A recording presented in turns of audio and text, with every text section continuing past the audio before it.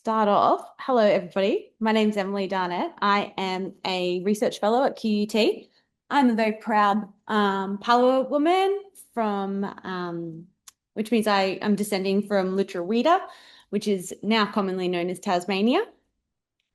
I'm would like to begin by acknowledging the traditional owners of the lands on which we're all zooming in from today. I'd like to pay my respects to my elders and all other elders, past and present, and I extend that respect to any other Aboriginal and Torres Strait Islander people joining us today.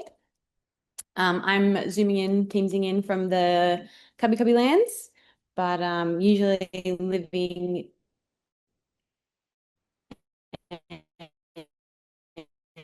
and working across Yuggera and Turrbal. So I pay my respects to draw well-being and give well-being to it continuously. I'm trying to figure out how to go next on this. Hold on. Yes. I promise this is the slide with the most writing, so bear with me.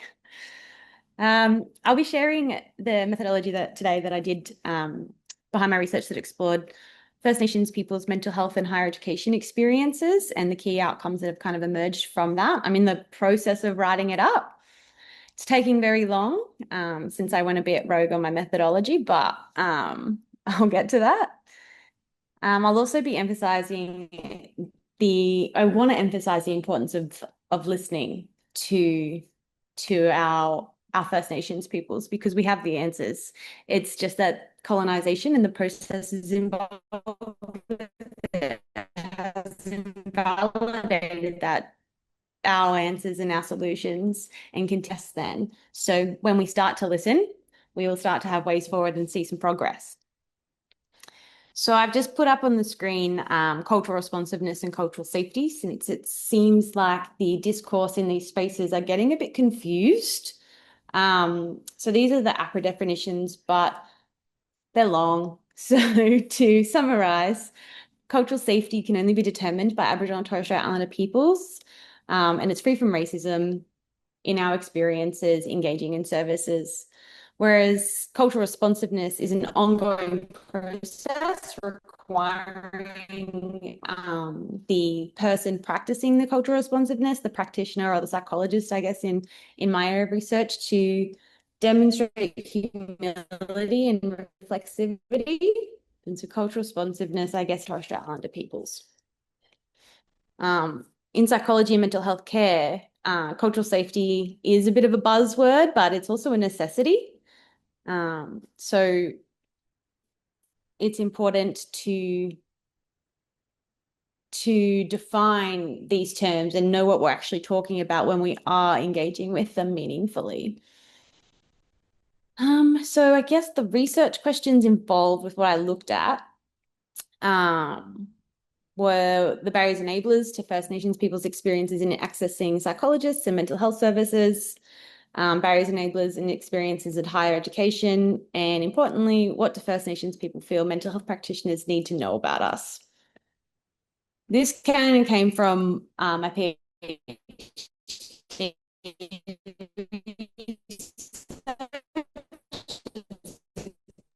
Really sorry, Emily. Sometimes we are losing your connection. Where I asked psychologists how prepared they feel to work with mob. Unsurprisingly, not very. Excuse me, Emily, we have a bad connection from you. Is it possible to switch off your camera and then it will be better to hear Turn you off and see the camera. presentation? Let's try that.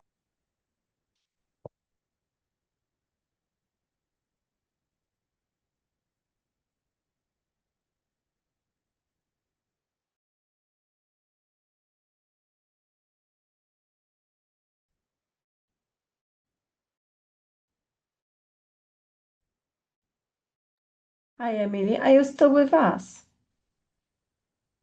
I would love to not be seen while Yeah, perfect. yeah. Okay, we can hear you now very well. Okay, let's keep going. It was working fine before, of course. It's until I have to start talking. Um, so to answer these research questions, I utilized an Indigenous research paradigm and methodologies to ensure participant safeties um, engage and connect, and also privilege First Nations voices.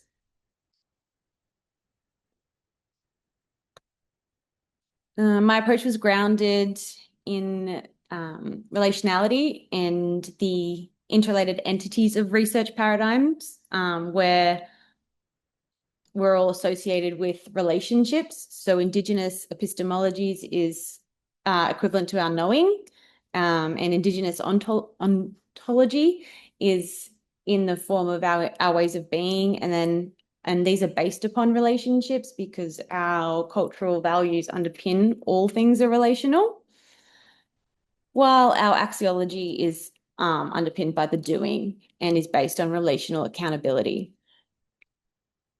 These strategies and paradigms wove into Indigenous standpoint theory and NHMRC's 6 core ethical principles that were all underpinned with the relationality, respect, and reciprocity. In my recruitment strategy, it was also a relational approach taken, whereby I and the research team went to our peers that we knew, that our local community that we knew fit the eligibility that we were looking for, which was really just mob that's had experience in higher education or mental health services and psychologists, in which they sent it out to their community connections because they know us and they are well connected with us and they're happy to support us. And then those community organizations, having good relations with their community, sent it out further again. So it was quite quite the relational recruitment strategy. So in about a very short space of like 2 months, I'd already spoken to 23 mob. Um, all of them were of Aboriginal descent and I think 2 South Sea Islanders. Sorry, I didn't mean to do that. So there were 17 females and 4 males and 2 non-binary people, and they all shared their stories with me. It wasn't intentional that now I'll talk about yarning first. So we did a yarning methodology, which was a much more informal process than other methodologies, but it did mean that we went a bit rogue on our areas of discussion. So not only have I got great stories and had great yarns about higher education and their experiences engaging in mental health services and with practitioners, but I got lifelong links between their experiences of starting school and engaging with systems and how that's impacted their um, their perception of their self-concept, their thoughts on their ability to study at all, their delays in going into higher education. And so this methodology has resulted in at least 4 papers at this point, the methodology paper being the one that is currently in press, with all the other findings. I'm trying to um, create a narrative within one piece when they're so interconnected. So it's really challenging. It's taking me a bit of time. But importantly, from the healing, from the methodology itself, um, participants fed back to me about their experiences engaging with me in a yarn. And given the relationality aspects of how I recruited, I knew a lot of the people. And so I did give them the opportunity to, talk to someone else they didn't know in case they wanted to keep their stories to themselves. But they all chose to yarn with me because of the connection we already have, which created that safety. And you can see from the quotes here, I felt heard and we connected over shared experiences. Felt very confronting and affirming, comforting and affirming to share space with someone with similar experiences to me. They felt more connected to me because it was that two-way learning and that two-way sharing, which I also engaged in and validated their experiences, which was turned out to be one of the big findings that comes later. So the collective narrative that's come from all of the yarns, um, I've done into like a little poster here. I'm not sure how big that is on your screen. I can't make it any bigger, sorry. However, I'll just basically kind of tell you that across all of the yarns in any direction they went, we ended up in this space here. I'm not sure if you can even see my clicker, but we ended up in a very talking about systemic barriers and structural violence and the challenges and burdens that we carry more so.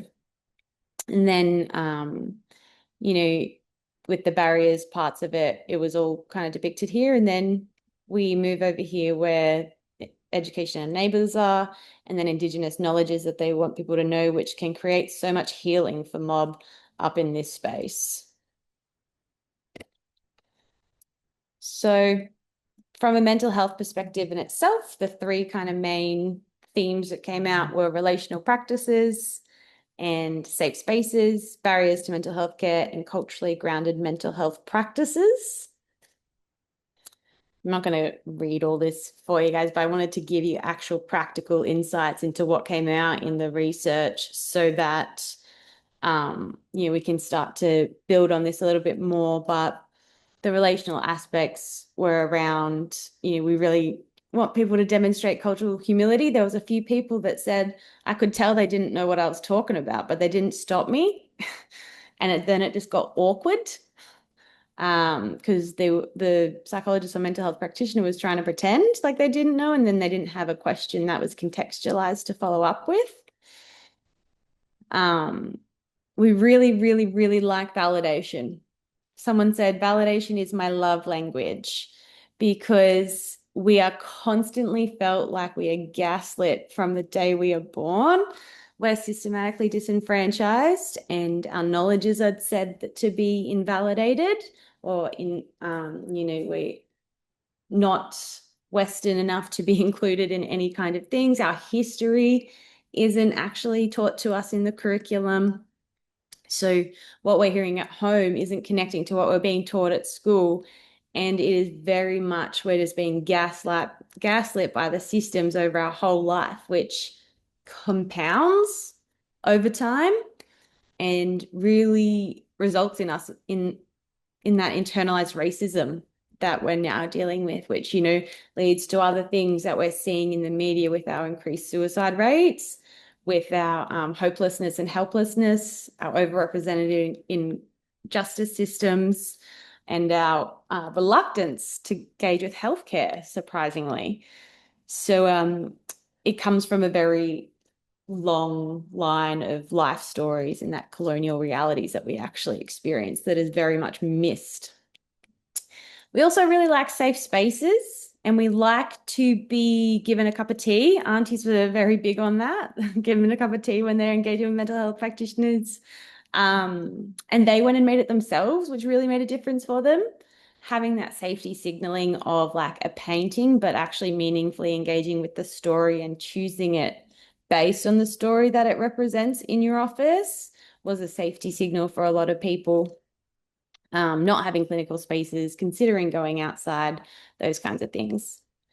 The barriers, I recognize that the barriers listed here go across pretty much all of these at certain times, but I was trying to find a way to conceptualize a narrative, which was quite challenging.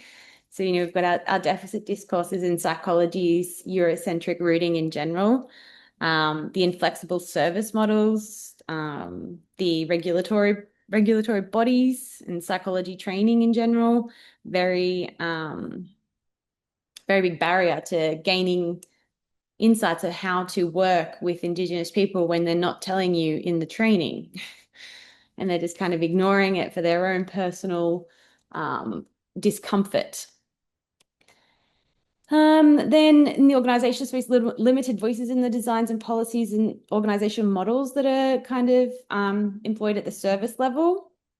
And then logistical, you get, I think psychologists make up 0.7% of the workforce.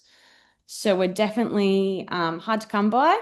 It's a long road to become a psychologist as well, which they don't tell you from the outset. Believe you me, I probably wouldn't be here if I knew. So That's one of the barriers as well, committing to a 10-year degree. Well, for me, it was 10 years. And then the challenges in the referral pathways, putting it all on us to then like go chase up our own things when we're like coming to you at a really distressing time in our lives. It's probably not going to happen. Long wait lists and location for a lot of people is a bit more rural and remote, and having access is challenging. And then culturally responsive mental health practices, using holistic models, culturally responsive practices within those. So like bringing weaving into the room and talking about our ancestors and our responsibility to them to create motivation in us, knowing that we have different motivational cues and interests than non-Indigenous people, and using that as a motivational factor, or using that to invoke our cultural responsibility and engagement, and making sure that there's self-determination at every cue possible. And then higher education, we have the structural violence, and then the enablers of institutional transformation and Indigenous ways of knowing. So I'm not going to spend too much time on this. It's pretty well documented that internalized institutional racism occurs. The learning environment is quite challenging for a lot of us, and we carry a lot of colonial load. These are not new. They're not underreported. They're just kind of dismissed a lot of the time. The enablers of institutional transformation was a massive importance of creating belonging for Indigenous students. So Indigenous student centres were a big part of creating that belonging. If you could have a good one together, there was some people that talked about no one ever being in there. So it obviously didn't work in that context, but in the ones that they had engaged with, it created a sense of family. And then your Indigenous staff are really important. Having supportive peers in the classroom to stand up for you, I guess, and like validate you as you're going, because we did get experience. We do have feelings of like this hypervigilance and being gaslit. So like validating, no, like that is actually racist, and the teachers like not got it right is really important for us, because we're like, is that racist, or is that just me? And then flexible and responsive institutes. So a lot of it was about compassionate policies, actually making more of an effort to engage in our sorry business. One participant spoke about how she had one subject left in her degree and didn't end up graduating because they wouldn't give her time to not do the test on sorry business. So not only did she have to resit that degree later, but she's got about $40,000 or $50,000 worth of HECS extra there now that she's trying to navigate. Not to mention they're delaying her progress into the workforce even further. Adequately resourcing and upskilling educators. They were cited as a little bit of a challenging touch point. Some were just absolutely amazing, and others had not enough awareness to understand that they were not being safe. So given the diversity within the workforce, I think there needs to be a more structured approach to upskilling.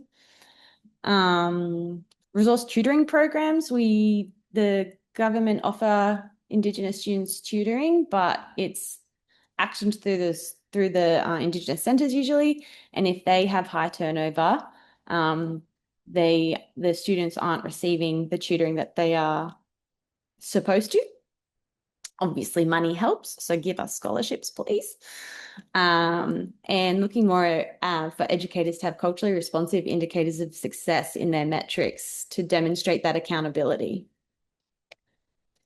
And then our Indigenous knowledges, so the approaches to contents, I don't think any of this is really undocumented either, to be honest. We want strength-based, we want it to be empowering, contextualized, all those kinds of things. The delivery method would be helpful if it was a bit more personal, relational, collaboratively delivered with Indigenous people too. And flexible learning platforms and flexible learning styles were really helpful to help us engage in the content in ways that suited us. We want more visual aids, and we lacked case studies so we can learn through and apply things. So I did just do like a little contextualization of or like what I mean by contextualization is to really ground the current day experiences of the gaps in colonial processes. So here you can kind of see, I don't know if you see that at all well, but you can kind of see a whole heap of concepts connected. And so here's colonization, and this is prior to colonization. We had, we had our own governance structures, caring for country and environmental stewardship, knowledge,